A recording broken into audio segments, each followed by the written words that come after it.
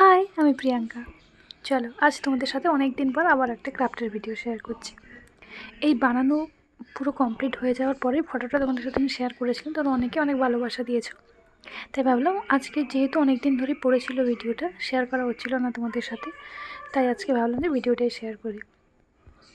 আমরা তো অনেকে চায়ের কাপে মানে চা খাই মাটির ভাঁড়ে, তো ওটা দিয়ে বানিয়েছিলাম একটা ছোট্ট কিউট প্লান্টারও বলতে পারো, ছোট্ট ঘর সাজানোর জন্য ছোট্ট রিক্সা বানিয়েছিলাম। তো ওটাই তোমাদের সাথে শেয়ার করছি। আর তোমরা জানাও তো, আমাকে বলো তো তোমরা কারা কারা মাটির চায়ের ভাঁড়ে চা খেতে ভালোবাসো, মাটির ভাঁড়ে চা খেতে ভালোবাসো, আমাকে নিশ্চয়ই জানিও। আমি তো ছোটোবেলাতে অনেক মানে কি বলে ওটাকে, দইও খেয়েছি ভাঁড়ে, মাটির চায়ের ভাঁড়ে।